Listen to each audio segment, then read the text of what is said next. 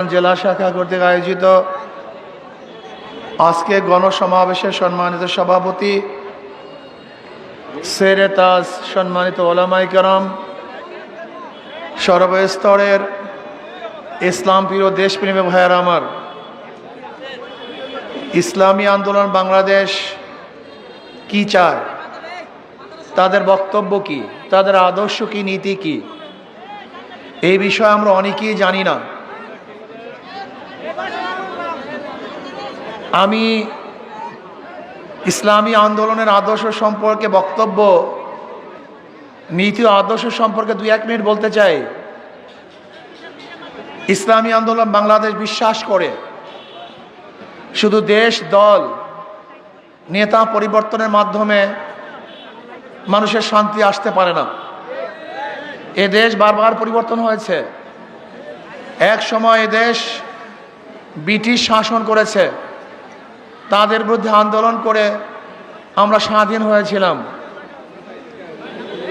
এদেশ ভারত শাসন করেছে, তাদের বিরুদ্ধে আন্দোলন করে পাকিস্তান করেছিলাম। এই দেশ একসময় পশ্চিম পাকিস্তানের শাসন করেছিল, তাদের বিরুদ্ধে আন্দোলন করে আমরা স্বাধীন হয়েছিলাম। দেশ বারবার পরিবর্তন হয়েছে, কিন্তু মানুষের ভাগ্যের পরিবর্তন হয়নি। এদেশে বহু দলের শাসন দেখেছি। আমরা মুসলিম লীগের শাসন দেখেছি, আওয়ামী লীগের শাসন দেখেছি, বিএনপির শাসন দেখেছি, জাতীয় পার্টির শাসন দেখেছি, জোট সরকারের শাসন দেখেছি, মানুষের ভাগ্যের পরিবর্তন দেখি নেই। বহু নেতার শাসন দেখেছি। আমরা আইয়ুব খানের শাসন দেখেছিলাম, আমরা দেখেছি শেখ সাহেবের শাসন, আমরা দেখেছি জিয়াউর রহমান সাহেবের শাসন, আমরা দেখেছি সত্তার সাহেবের শাসন। শাসক দেখেছিলাম এরশাদ সাহেবকে, শাসন করেছে খালেদা জিয়া, শেখ হাসিনা, মঈনুদ্দিন, ফখরুদ্দিন। কোন উদ্দিনের শাসনই মানুষ শান্তি পায় নাই, মুক্তি পায় নাই। বৈষম্য দূর করার জন্য জুলাই আগস্টে আন্দোলন করেছিলাম, রাস্তায় ছিলাম, বুলেটের সামনে ছিলাম। বৈষম্য দূর হবে, মানুষ শান্তি পাবে, মুক্তি পাবে। যে দেশের মধ্যে চাঁদাবাজ থাকবে না, দুর্নীতিবাজ থাকবে না, খুনি থাকবে না, লুটেরা থাকবে না, আমার মা বোনেরা ধর্ষিতা হবে না, বাংলাদেশের একজন মানুষ না খেয়ে আর থাকবে না, বাংলাদেশের একজন মানুষ বস্ত্রহীন থাকবে না, বাংলাদেশের কোনো নাগরিক খোলা আকাশের নিচে ঘুমাবে না, বাংলাদেশের প্রত্যেকটা নাগরিকের শিক্ষা, চিকিৎসা, বাসস্থান, অন্ন, বস্ত্রের গ্যারান্টি হবে। প্রত্যেকটা মানুষ নিরাপদে রাস্তায় হাঁটতে পারবে, চলতে পারবে। আমার মা বোনেরা রাস্তায় বের হবে, ধর্ষিতা হয়ে ইফটিজিং এর শিকার হয়ে ঘরে ফিরবে না। বাংলাদেশের প্রত্যেকটা নাগরিক যেন শিক্ষিত হতে পারে, সেই ব্যবস্থা করা হবে। বাংলাদেশের প্রত্যেকটা ব্যবসায়ী চাঁদাবিহীন ব্যবসা করবে। বাংলাদেশের প্রত্যেকটা নাগরিকের বাক শক্তির স্বাধীনতা থাকবে, লিখনির স্বাধীনতা থাকবে। আমাদের সাংবাদিক বন্ধুরা তারা নিরঙ্কুশ সংবাদ পরিবেশন করবে। কিন্তু আমরা কি দেখেছি, আজকে বাংলাদেশের সত্য সংবাদ প্রকাশ করার কারণে তুহিনকে জীবন দিতে হয়েছে। আজকে আমরা কি দেখেছি, সত্য কথা বলার কারণে শারজিদের বিরুদ্ধে আবার নতুন ভাবে কেস হয়েছে, মামলা হয়েছে। আমি আশ্চর্য হয়ে যাই, বিএনপির প্রতি আমার করুণা হয়, যাদের দ্বারা চক্ষুদান, আজকে তাদের কি তোমরা নিন্দা করতেছ, তাদের বিরুদ্ধে কেস দিয়েছ। আজকে তারেক জিয়া বাংলাদেশে ফেরার স্বপ্ন দেখতো না যদি শারজিদরা না থাকতো। আজকে তোমার নেত্রীকে চিকিৎসা করার জন্য বিদেশে পাঠাতে পারত না যদি আজকে ওরা না থাকতো। আজকে খোলা আকাশের নিচে মাঠের মধ্যে রাজনীতি করতে পারত না। ওরা জীবনের মায়া ত্যাগ না করে, ওরা আন্দোলন না করত। কিন্তু আজকে যাদের মাধ্যমে নেত্রীকে চিকিৎসার জন্য ব্রিটিশে পাঠিয়েছ, তোমার নেতাকে বাংলাদেশে আনার ব্যবস্থা করতেছ, আজকে নির্বিঘ্নে রাজনীতি করার সুযোগ পেয়েছ। আজকে সত্য কথা বলার কারণে সেই শারজিদের বিরুদ্ধে কেস দিয়েছ। বাংলাদেশের মানুষ তোমাদের এই ঔদ্ধত্য কোনো অবস্থাতেই মেনে নেবে না, মানতে পারে না। আজকে সাদা পাথর লুটপাট হয়ে যাচ্ছে। আমি বক্তব্য দিয়েছিলাম পাথর কৌড়ি ছেড়ে দেওয়ার জন্য, আমাদের খনিজ পাথর উত্তোলন করার জন্য। আমি লুটপাট করার জন্য বক্তৃতা করি নাই। আমি ভারত থেকে পাথর চড়া দামে আনার বিরুদ্ধে আন্দোলন করেছিলাম, যে আমাদের দেশের পাথর উত্তোলন না করে ভারত থেকে পচা পাথর চড়া দামে আনে, এর বিরুদ্ধে বক্তৃতা দিয়েছিলাম। কিন্তু আমাকে আজকে তারা বলতেছে আমার বক্তৃতার কারণেই নাকি তারা পাথর চুরি করেছে। বিয়াকুবের অবস্থা কোথায়? আমি মনে করি পরিবেশ উপদেষ্টা ব্যর্থ হয়েছে। তিনি ব্যর্থ হয়েছেন। তিনি পাথর কৌড়িকে ছেড়ে না দিয়ে বরং লুট করার ব্যবস্থা করেছেন। লুট করার কারণে কি হয়েছে? বহিষ্কার করা হয়েছে। আপনাদের ধারণা কি এতগুলি পাথর কি একদিনই সরানো হয়েছে না দীর্ঘদিন পর্যন্ত সরানো হয়েছিল? এই মাসকে মাস যারা পাথর চুরি করছে বহিষ্কার করা হয় নাই। আমি আগেই বলছি, চাঁদা তুললে পুরস্কার, ধরা পড়লে বহিষ্কার, ভাইরা হলে গ্রেফতার। কথাটা বোঝাতে পারি নাই? চাঁদা তুললে পুরস্কার, ধরা পড়লে বহিষ্কার, আর ভাইরাল হলে গ্রেফতার। এতদিন চাঁদা তুলছে, বহিষ্কার করে নাই। এতদিন পাথর চুরি করছে, বহিষ্কার করে নাই। যখনই ধরা পড়ছে বহিষ্কার করছে। দেখছেন অবস্থাটা কি? কত সুন্দর ব্যবস্থা। ৫,০০০-এর উপরে বিএনপির কর্মীদেরকে বহিষ্কার করছে, কিন্তু চাঁদাবাজির কমতি তো আমরা দেখছি না। আপনারা কি দেখছেন নাকি ভাই? তার মানে এগুলো আইওয়াস, এগুলো বন্ধের কোনো সিস্টেম নেই। যদি চাঁদাবাজি বন্ধ হয়ে যায় তাহলে দলই তো বন্ধ হয়ে যাবে, তাদের রক্তই তো চাঁদাবাজি। জুলাই বিপ্লবের আন্দোলন শুধু একটা নির্বাচনের জন্য হয় নাই। জুলাই বিপ্লব কেন হয়েছিল? ওয়ালে ওয়ালে, খাম্বায় খাম্বায় মানুষ লিখে দিয়েছে। আমি সাংবাদিক বন্ধুদেরকে প্রশ্ন করতে চাই, আমাকে দেখান তো কোন ওয়ালে বা কোন খাম্বার মধ্যে লেখা ছিল আমরা নির্বাচন চাই? একটা নিদর্শন আমাকে দেখান যে যারা জুলাই আগস্টের সৈনিক ছিল তারা ওয়ালে লিখেছে আমরা সুষ্ঠু নির্বাচন চাই। আমার নজরে এরকম লেখা কোনো জায়গায় পড়ে নেই। বর্তমান অন্তর্বর্তী সরকার কেন হয়েছিল? 3টা উপহার আমাদেরকে দিবে: সংস্কার, বিচার, নির্বাচন। তারা সংস্কারের কথা বলে না, বিচারের কথা বলে না, শুধু নির্বাচন নির্বাচন।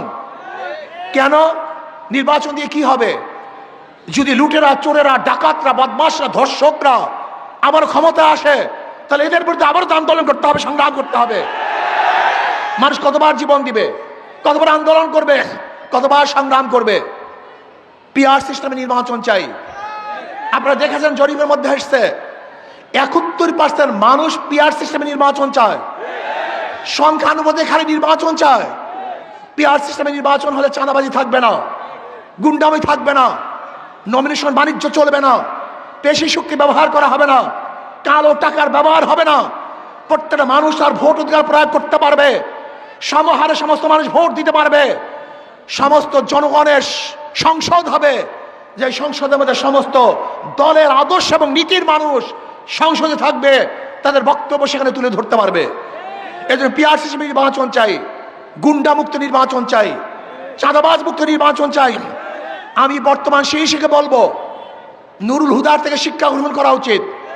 যদি আপনি বাংলাদেশের অগ্রহণযোগ্য নির্বাচন দেন, তাহলে আবারও আপনাকে এই বাংলাদেশের জনগণ ছাড়বে না। অবশ্যই আপনার বিচার বাংলাদেশের জনগণ করবে। আজকে বাংলাদেশের নির্বাচন নিরপেক্ষ হবে কিভাবে? যেখানে পুলিশ নিজেদের থানাকে নিরাপদ করতে পারে না, সেখানে সেই পুলিশ ভোট কেন্দ্র নিরপেক্ষ দিবে কিভাবে? আমি বিশ্বাস করি আজকে প্রশাসনের যে অবস্থা, নিজেরা নিজেদের নিরাপত্তা নেই, সেখানে ভোটারদের নিরাপত্তা এই প্রশাসন কোনো অবস্থায় প্রদান করতে পারবে না। আজকে জুলুম, চাঁদাবাজি, অত্যাচার, খুন বেরিয়ে গেছে। আমি বাংলাদেশের জনগণকে বলবো, এ বি সি 3 জনই চোর, ক্ষমতা আছে এ, সে কি করবে? হটাও এ, বসাও বি, সে কি করবে? হটাও বি, বসাও সি, সে কি করবে? শুধু নেতা এবং দলের পরিবর্তন হয়েছে, আদর্শ নীতির পরিবর্তন হয়নি। আজকে চাঁদার হাতার পরিবর্তন হয়েছে, চাঁদার পরিবর্তন হয় নাই। চাঁদাবাজদের চেহারার পরিবর্তন হয়েছে, চাঁদাবাজি পরিবর্তন হয় নাই। ধর্ষকদের চেহারার পরিবর্তন হয়েছে, ধর্ষণ বন্ধ হয় নাই। এই লুটেরা, চোর, ডাকাত, বদমাশরা যদি আবার ক্ষমতা আসে, তাহলে এদেশের মানুষ কি যে বিপদে পড়বে আপনারা জানেন না। আল্লাহ না করুক, আল্লাহ না করুক, এই চাঁদাবাজ খুনিরা যদি আবার ক্ষমতা আসে, আওয়ামী লীগ যে দুঃশাসন উপহার দিয়েছে তার চেয়ে অনেক বেশি দুঃশাসন আপনারা ভোগ করবেন, কোনো সন্দেহ নাই, কোনো সন্দেহ নাই, কোনো সন্দেহ নাই। কাজী চাঁদাবাজদেরকে আমরা ক্ষমতা আনতে চাই না, কোন ধর্ষকদেরকে ক্ষমতা আনতে চাই না, দুর্নীতিবাজদেরকে দ্বিতীয়বার বাংলাদেশের ক্ষমতায় দেখতে চাই না। এজন্য আসুন সম্মিলিতভাবে দেশপ্রেমিক, ইসলাম প্রিয় যারা দেশকে মহব্বত করেন, এই ভূখণ্ডকে মহব্বত করেন, আমি তাদেরকে ঐক্য হওয়ার জন্য আহ্বান করছি। আগামী নির্বাচন হবে ইসলামের পক্ষে, ইসলামের বিপক্ষে। আগামী নির্বাচন হবে দেশের পক্ষে, ভারতের বিপক্ষে। কারা ভারতের পক্ষে আর কারা দেশের পক্ষে, কারা ইসলামের পক্ষে আর কারা ইসলামের বিপক্ষে, এই দুই ভাগে গোটা বাংলাদেশ বিভক্ত হয়ে যাবে। কাজে আসুন ইসলামের পক্ষে আমরা থাকবো, এই দেশের পক্ষে থাকবো। যারা ভারতের দালালি করবে, গোলামি করবে, বাংলাদেশ থেকে চিরতরে ভোটের মাধ্যমে তাদেরকে প্রত্যাখ্যান করবে ইনশাআল্লাহ। প্রিয় ভাইয়েরা আমার, আপনারা জানেন যারা নির্বাচন করে, নৌকা যারা নির্বাচন করে নৌকা চালাতে পারে না, যারা ধানের শীষে নির্বাচন করে ধান কাটতে পারে না, যারা নাঙ্গলে নির্বাচন করে নিজেরা নাঙ্গল বইতে পারে না, কিন্তু হাত পাখা এমন একটা প্রতীক যে নির্বাচন করে তারাও ঘুরাতে পারে, যারা করে তারাও ঘুরাতে পারে। হাত পাখা এমন এক প্রতীক যারা মুসলমানরা ব্যবহার করে, হিন্দুরা ব্যবহার করে, খ্রিস্টানরা ব্যবহার করে, বড় লোকরা ব্যবহার করে, গরিবরা ব্যবহার করে, পুরুষরা ব্যবহার করে, মহিলারা ব্যবহার করে। কার প্রতীক কেউ বুকে নিয়ে ঘুমায় না, কিন্তু হাত পাখা এমন এক প্রতীক, যেই প্রতীক ঘুমের সময় বুকের উপরে থাকে, কলিজার উপরে থাকে। আমি বিশ্বাস করি কারেন্ট ফেল করে, হাত পাখা ফেল করে না। আমাদের এখানের প্রার্থী প্রফেসর হাফেজ মাওলানা আজিজুর রহমান সাহেব, আপনি কি ভেবেছেন তার শিক্ষা, তার দীক্ষা, তার চেহারা, তার আদর্শ, তার নীতি, এই সমস্ত যোগ্য লোকগুলি যখন নির্বাচিত হবে তখন চাঁদা মুক্ত দেশ উপহার দিতে পারবে, ধর্ষণ মুক্ত দেশ উপহার দিতে পারবে। আজকে আমাদের আজিজুর রহমান সাহেব আমাদের করিমপুর থেকে, করিমগঞ্জ থেকে হযরত মাওলানা হাফেজ আলমগীর সাহেব, আমাদের ইকনা মিঠাপুর থেকে বিল্লাল আহমেদ মজুমদার, ইনি হলো বিসিএস অনার্স, MSS ঢাকা বিশ্ববিদ্যালয়, LLB advocate Bangladesh supreme court এবং অ্যাসিস্ট্যান্ট অ্যাটর্নি জেনারেল। এই যে দেখেন এই চেহারার লোকগুলি কত বড় শিক্ষিত, কত জানুয়া। এরা যদি ইনশাআল্লাহ সংসদে যায় তাহলে বাংলাদেশটা একটা ফেরেশতাদের সংসদ হবে ইনশাআল্লাহ, কল্যাণমুখী সংসদ হবে ইনশাআল্লাহ, গরিব দুঃখী মেহেরতে মানুষের সংসদ হবে ইনশাআল্লাহ, ধর্ষণ মুক্ত চাঁদা মুক্ত এক সংসদ হবে ইনশাআল্লাহ, যেখানে প্রত্যেকটা মানুষের অধিকার বাস্তবায়ন হবে। এজন্য আসুন আগামী নির্বাচনে শান্তির প্রতীক হাত পাখা আমরা ঐক্যবদ্ধভাবে ইসলামের পক্ষে, দেশের পক্ষে সমস্ত লোক একত্রিত হয়ে একটা বাক্স দেবো। কয়টা বাক্স ইনশাআল্লাহ? কে আপনারা সবাই থাকবেন তো ইনশাআল্লাহ? আমি কিশোরগঞ্জ এই জেলার সমস্ত নাগরিক অনুরোধ করব, শুধু একটা বারের জন্য, শুধু একটা বারের ইসলামকে পরীক্ষা করুন। ওরা বারবার পরীক্ষা দিয়েছে, বারবার ফেল করেছে। আওয়ামী লীগ পরীক্ষা দিয়ে ফেল করেছে, বিএনপি পরীক্ষা দিয়ে ফেল করেছে, জাতীয় পার্টি পরীক্ষা দিয়ে ফেল করেছে। আপনারা একটাবার ইসলামকে পরীক্ষা করুন, ইনশাআল্লাহ যদি ফেল করি কোনোদিন ভোট নেওয়ার জন্য আসবো না। একটাবার পরীক্ষা করুন, ইসলামকে একটাবার পরীক্ষা করুন। কি রাজি আছেন না ইনশাআল্লাহ? মজার একটা কথা শুনুন, মজার একটা কথা। আপনারা অনেকে ইসলামী ফোবিয়া আছে, আপনারা অনেকে মনে করেন ইসলাম যদি ক্ষমতা আসে জোর করে আমাদেরকে দাঁড়িয়ে রাখাবে, জোর করে আমাদেরকে পর্দা করাবে। এক গাঁজাখোর একদিন আমাকে বলছে, হুজুর যদি ইসলাম ক্ষমতায় আসে আমার গাঁজার অবস্থাটা কি হবে? সে তো গাঁজাখোর, নেশাখোর। আমি বললাম, বাবা তুমি কি মসজিদে গিয়ে গাঁজা সেবন করতে পারো? বল না। আমি বললাম কেন? কারণ পরিবেশ নাই। আমি বলি ইসলাম ক্ষমতা আসলে গোটা বাংলাদেশটা এমন পরিবেশ হয়ে যাবে, মসজিদের পরিবেশ, যেখানে তুমি গাঁজা সেবন করতে পারবা না। এক দাড়িও কামানে ভাই বলতেছে, ভাই ইসলাম ক্ষমতা আসলে আমাকে জোর করে দাঁড়িয়ে রাখাবে, আমি তো দাঁড়িয়ে রাখবো না। আমি বললাম মসজিদের যে পবিত্র জায়গা কোনো জায়গায় নেই, দুনিয়ার মধ্যে সবচেয়ে পবিত্র জায়গা কোনটা? আমি বললাম দাড়ি কামানো অবস্থা তুমি মসজিদে ঢুকতে পারো? বলে অবশ্যই। বাধা দিয়েছে? বলে না, আমি সবচেয়ে পবিত্র জায়গা মসজিদ, সেখানে তোমাকে বাধা দেয় নাই, আর বাংলাদেশের হাজারো নোংরা জায়গার থেকে তোমাকে বাধা দিবে? এটা তুমি কিভাবে ভাবতেছো? তোমাকে অবশ্যই বাধা দিবে না, বরং পরিবেশ সৃষ্টি হবে যেখানে তুমি এমনিতেই ভালো হয়ে যাবা। বিশ্বাস হয় না আপনাদের কথা? আচ্ছা বলেন তো, এই জনগণের মধ্যে একজন জনগণ কি নাই যারা বিড়ি খায়? কথা বলেন না কেন? একজনও নাই? তাই বিড়ি পান করেন না কেন? নিষেধ করছি, বাধা দিছি, কেন পান করতেছেন না? কোন আপনাকে একবার মনে চাইছে একটা বিড়ি ধরাই? আমি তো নিষেধ করি নেই। পরিবেশ, পরিবেশ আপনাকে ভালো বানিয়ে দিয়েছে, কথা ঠিক না? ইসলামী হুকুমত আজকে পরিবেশকে দূষণ করে ফেলছে।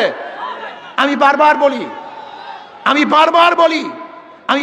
বলি ওই সমস্ত দলগুলি, আওয়ামী লীগ, বিএনপি, জাতীয় পার্টি, এমন দল যেখানে যদি এক জায়গার থেকে ফেরেশতা ঢুকে আজাজিল হয়ে বের হবে।